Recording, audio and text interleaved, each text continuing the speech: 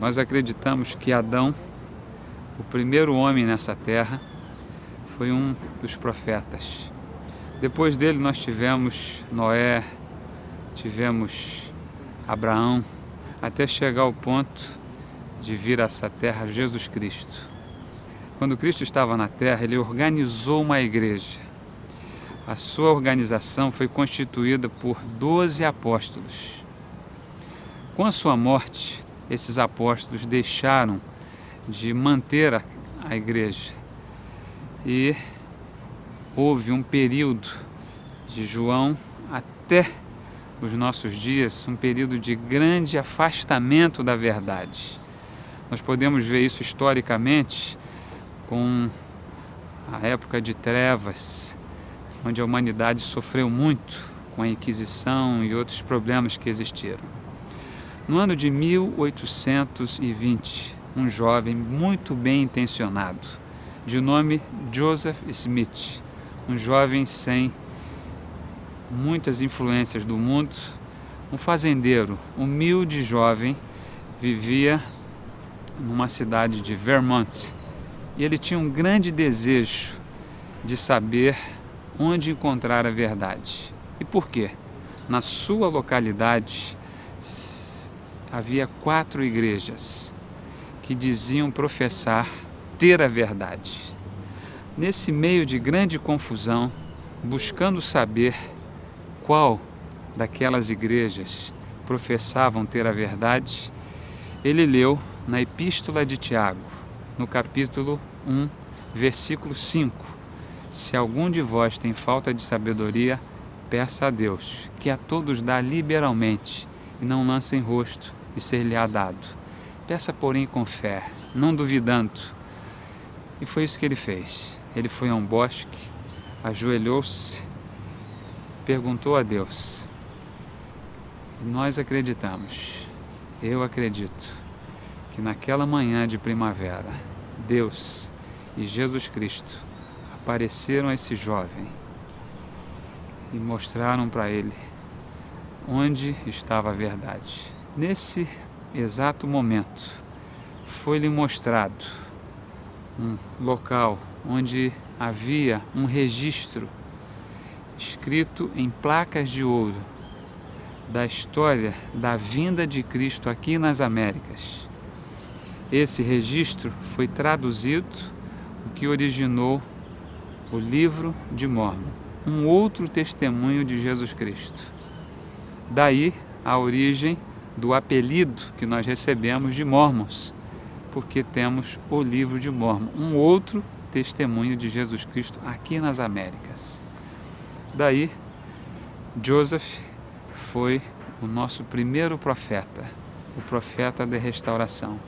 Após dele, vieram outros profetas. E hoje temos um profeta vivo, que fala com Deus. Seu nome, Thomas S. Monson.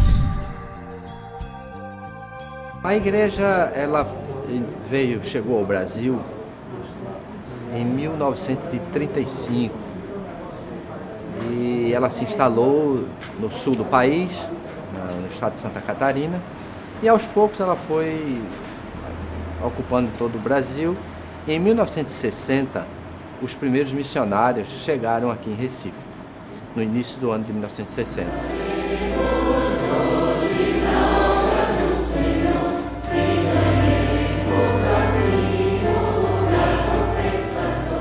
Nós acreditamos que Deus é um, Jesus Cristo é outro e que o Espírito Santo é outro. 3 pessoas separadas e distintas. Nós acreditamos também que a glória de Deus é a inteligência e que o indivíduo precisa então cultivar os seus dons e talentos recebidos nessa terra para que possa então ter o seu potencial bem desenvolvido aqui nessa terra.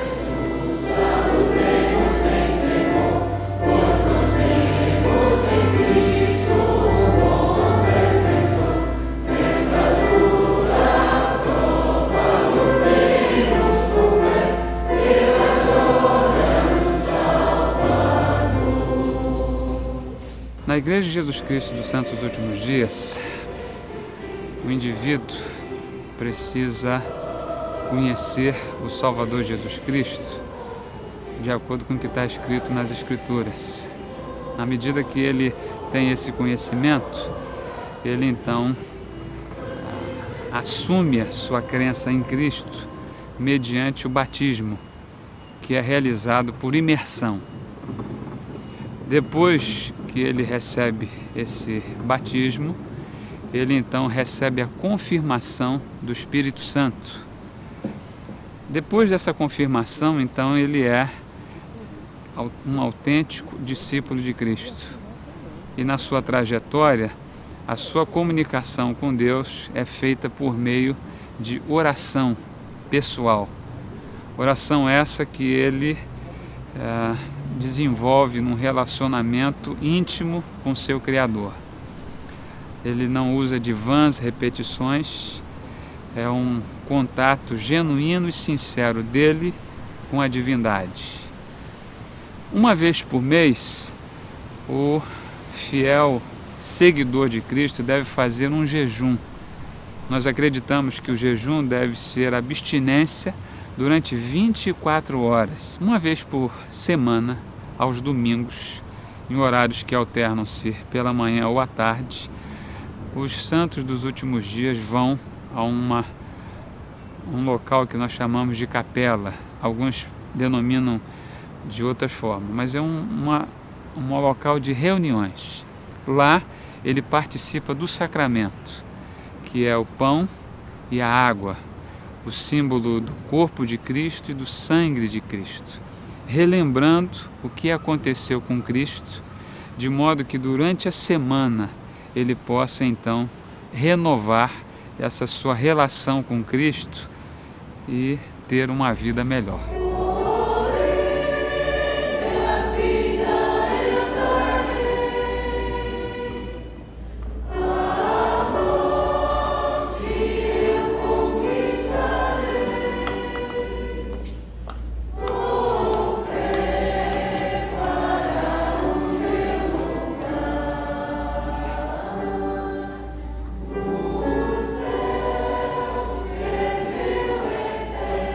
Nós acreditamos que para estabelecer esse vínculo com um autêntico cristão, ele deve prestar serviços. Serviços esses na sua própria família, ajudando sua mãe, ajudando seu pai, ajudando seus familiares, idosos, e na comunidade.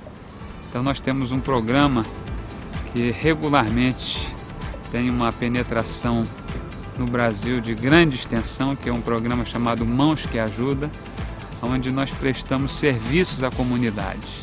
E milhares de brasileiros auxiliam o seu próximo em projetos filantrópicos e projetos de benefício para a sociedade.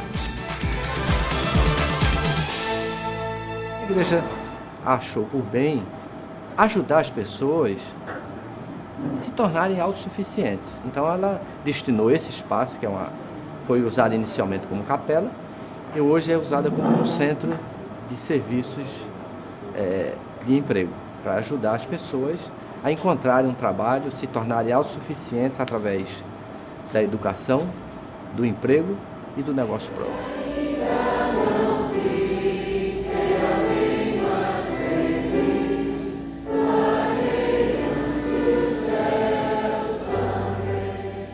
Quando Jesus Cristo esteve aqui na Terra, ele comissionou seus apóstolos a irem de 2 em 2 ao redor do mundo, espalhando as suas boas novas. Ele disse: ide por todo o mundo, pregai o Evangelho a toda criatura.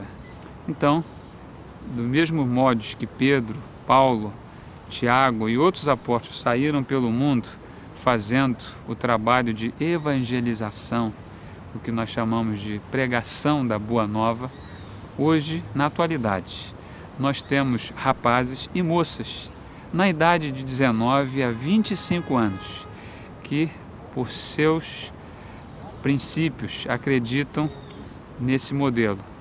Eles vão, então, ao mundo pregar essa Boa Nova. Eles não recebem nada, eles juntam seus recursos e com seus próprios recursos pagam suas missões durante 2 anos da sua vida os rapazes e 1 ano e meio as moças. A gente sempre anda em 2 e nós íamos nas ruas, nas casas, falar com as pessoas sobre o Evangelho restaurado de Jesus Cristo aqui na nossa vida. Esses 2 anos foram uma experiência muito boa para mim. Como foi falado, nós juntamos dinheiro para ir. Então, é um sacrifício para a gente, mas eu sei que isso foi um sacrifício muito bom pela mudança que eu vi nas pessoas, que eu tive a capacidade de ensiná-las. Na igreja, nós todas como mulheres, a partir de 18 anos acima, nós pertencemos a uma organização que se chama Sociedade de Socorro. É a organização de mulheres mais antiga mundialmente, ainda em existência. Foi fundada em março de 1842. Dentre essa organização, nós nos dividimos como mulheres e cuidamos de uma outra organização que se chama Organização da Primária, que cuida das crianças de 1 ano e meio até completarem 12 anos. Com 12 anos, as crianças se dividem em Organização das Moças, da qual eu cuido, que são moças de 12 a 18 anos, e os rapazes de 12 a 18 anos pertencem à Organização dos Rapazes. Então, nós temos funções todas essas 3 organizações, na primária, na Organização das Moças e na Sociedade de Socorro. E nessas organizações, nós somos incentivadas e somos também ensinadas como podemos exercer a nossa função como mulher, como esposa e como mãe, né? Ao cuidar das crianças, ao ajudar as jovens e ao pertencer à organização da Sociedade de Socorro, né? Somos incentivadas também e ensinadas através de nossos líderes do sacerdócio e das autoridades gerais da igreja que nós precisamos adquirir uma formação, né? Uma formação secular, universidade, ter o conhecimento necessário para que tenhamos uma profissão.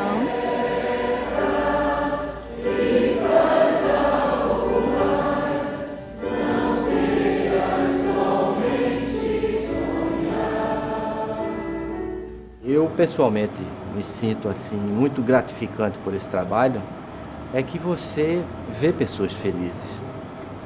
Então, o meu trabalho é tornar pessoas felizes. Não há nada mais gratificante do que a gente ver pessoas que outrora eram pessoas dependentes de outro, da família ou mesmo da igreja, para receber recursos financeiros, se torna a pessoa até deprimida, não tem aquela dignidade. Então, depois a gente vê nos olhos essas pessoas com alegria dizer que está ganhando o seu próprio sustento.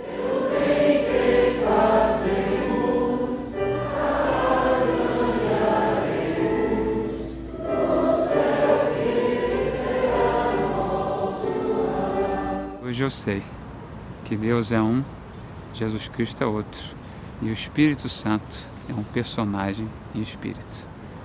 Daí toda a minha vida mudou. Hoje eu tenho uma família, tenho 4 filhos, tenho uma esposa que eu a amo, sou fiel a ela. Eu acredito que um amor de um homem por uma mulher tem que durar para sempre, não até que a vida os separe.